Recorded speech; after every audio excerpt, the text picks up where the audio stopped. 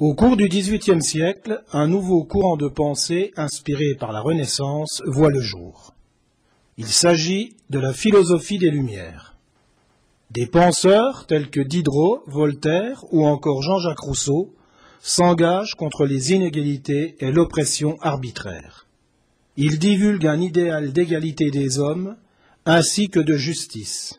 Ils inspireront ainsi des hommes qui, voulant rendre le monde plus juste, vont parfois aller jusqu'à renverser des gouvernements comme le firent les Français lors de la célèbre Révolution française.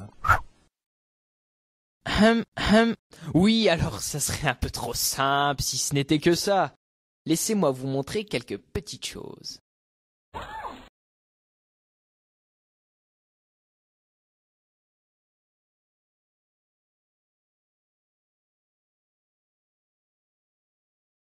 Mais monsieur, c'est tout ce que nous avons. Nous aimerions pouvoir payer tous nos impôts, mais si vous nous prenez encore plus de grains, nous n'aurons pas de quoi manger cet hiver. Faustin! Ben quoi? S'il y a eu la Révolution, ce n'est pas juste une question de philosophie, mais aussi de pauvreté. Les petites gens qui ont fait la Révolution n'en avaient rien à faire de l'égalité des hommes. Ils voulaient avant tout avoir de quoi nourrir leurs enfants. D'ailleurs, ceux qui mangeaient à leur faim avaient aussi leur raison de vouloir changer les choses.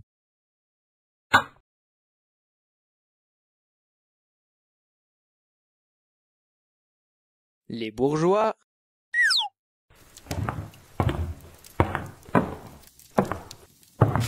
Bon sang, le croyez-vous? Le roi a refusé notre anoblissement. Remarquez, je ne suis pas surpris. Il les refuse à tout le monde ces derniers temps. Mais c'est ridicule. Nous avons tout pour être nobles. La richesse, l'éducation. À quoi cela sert-il de travailler si dur si nous devons rester des membres du tiers-état? Nous ne sommes pas de vulgaires paysans. Et même les nobles. Que faisons-nous à part jouer aux cartes? Je m'ennuie terriblement. Oui, à quoi bon être noble? Nous n'exerçons même plus le pouvoir. Toutes les décisions sont prises par le roi. Il faut que ça change. Gna, gna, gna, gna. La situation, malgré tout, aurait pu rester stable si l'État n'avait pas été lourdement endetté. Comme ça. Majesté, nous ne parvenons plus à rembourser les dettes de votre royaume. L'État ne gagne pas assez d'argent. Eh bien, nous devrions lever de nouveaux impôts pour avoir plus de rentrées d'argent. Majesté, je crains que cela ne s'avère difficile. Les paysans sont déjà à la limite de leurs possibilités. Si nous les taxons plus, la plupart ne pourront plus se nourrir. Cependant, je ne pense pas que vous puissiez me proposer une autre solution. Je convoquerai donc les États généraux. Pour lever de nouveaux impôts, le roi doit faire appel à une assemblée composée de représentants des trois ordres de la société de l'époque. La noblesse, le clergé et le tiers-état. Bon, c'est bien joli, et ça peut sembler juste. Mais voilà, les votes se font par ordre. Le clergé a une voix, la noblesse une, et le tiers-état une. Autant vous dire que ces deux-là s'arrangent toujours entre eux pour que les impôts soient donnés au tiers-état. Le clergé et la noblesse vont encore voter pour donner les impôts au tiers-état. Rien ne changera. Mais si, nous sommes enfin réunis en assemblée. Nous allons pouvoir faire passer des lois et des réformes, et demander au roi une société plus juste. Mes chers confrères, le roi a fait savoir qu'il n'admettra pas que les États généraux débattent sur autre chose que sur un nouvel impôt. À l'issue des séances, la seule et unique loi qui entrera en vigueur sera la levée d'un nouvel impôt. Nous n'allons donc rien faire d'autre que de persécuter encore un peu plus les paysans. Nous refusons ça! Et ainsi, le lendemain... Face au refus d'obtempérer des députés du tiers-état, le roi fait interdire l'accès à leur salle de réunion pour tenter de les intimider. Là, et qu'ils n'y reviennent plus. Saperlipopette. Ils nous ferment la salle? Trouvons-en une autre! Au jeu de paume!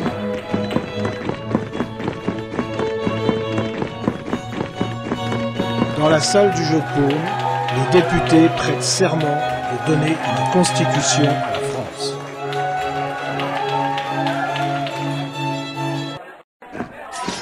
Face à l'insoumission des députés du tiers-État, le roi préfère rester prudent et jouer double jeu. Il prétend ne pas s'en préoccuper, mais il fait rassembler ses troupes autour de Paris. Tu parles, c'est pas de la prudence. Il est mort de trouille. Nos députés ont prêté serment de rendre la justice au petit peuple. Bientôt, grâce à eux, nous ne serons plus aussi pauvres. Enfin, ils veulent changer les choses. Ah, que le roi ne s'avise surtout pas de les arrêter. D'ailleurs, as-tu remarqué? Il y a des soldats en dehors de Paris. Tu penses que nous sommes en danger? Parisiens! Une armée se rassemble autour de Paris. Nous laisserons nous massacrer? Prenez les armes et défendez-vous! Dans la journée du 13 juillet, les Parisiens pillent les armeries ainsi que le dépôt militaire des Invalides. Au soir, Paris est en armes. Attention devant! Le 14 juillet, les Parisiens marchent vers la Bastille qui renferme une quantité importante de munitions. Le marquis de Launay, gouverneur de la Bastille, s'est retranché avec ses soldats dans la partie centrale de la forteresse. Il est dans une position délicate, car il ne peut pas désobéir au roi, mais il veut également éviter tout bain de sang. Il promet aux Parisiens qu'il ne tirera pas le premier. C'était plutôt comme ça en fait.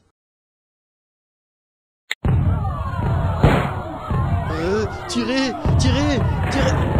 Oh, non! Rendez-vous!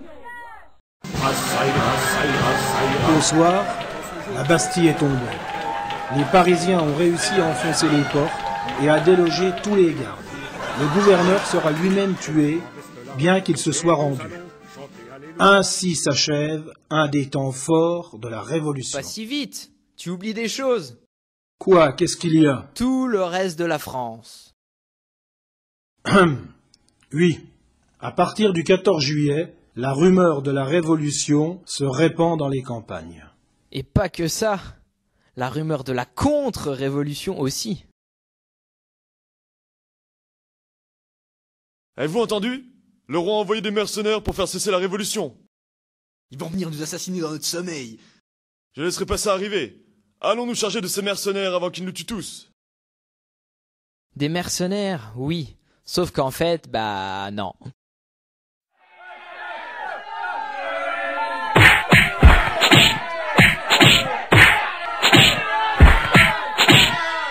Émilien?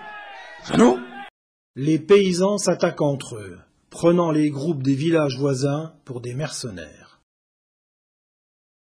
Dommage pour Émilien et Jeannot. Parce qu'en vérité, le roi n'en a rien à faire de ces paysans. Il est bien trop occupé à Paris. Le 4 août, une dépêche arrive à l'Assemblée, faisant état de la situation chaotique dans les campagnes. Oups, on les avait oubliés ceux-là. Aussitôt, les députés montent à la tribune pour prendre des mesures. C'est à cette occasion que naît la Déclaration des droits de l'homme et du citoyen. Et ainsi, je déclare égaux en droit tous les hommes et citoyens. Alors là, nous nous méprenons. Revenons un peu en arrière. La campagne s'est révoltée. Mais c'est terrible! Nous devons les arrêter. Ils vont tout saccager. Ce sont des rustres sans éducation. Il nous faut une armée! Vous pensez à l'armée du roi, j'imagine. Cela ne vous semble pas contradictoire, alors que nous l'avons renversé?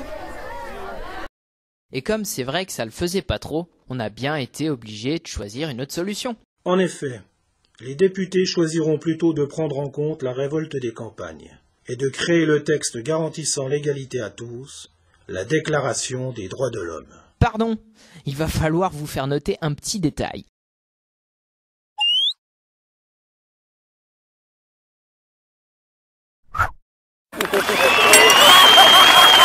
Moi, vicomte de la tronche orbier de la mare au canard, je renonce à mes privilèges, à tous mes privilèges.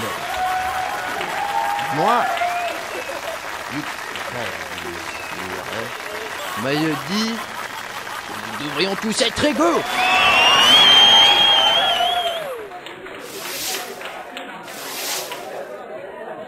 Et comme bien des décisions prises sous l'effet de l'alcool, il y a des regrets. En effet, il faudra attendre le 11 août, soit 6 jours, pour que la Constitution soit couchée sur le papier. Après négociation et avec quelques petites modifications.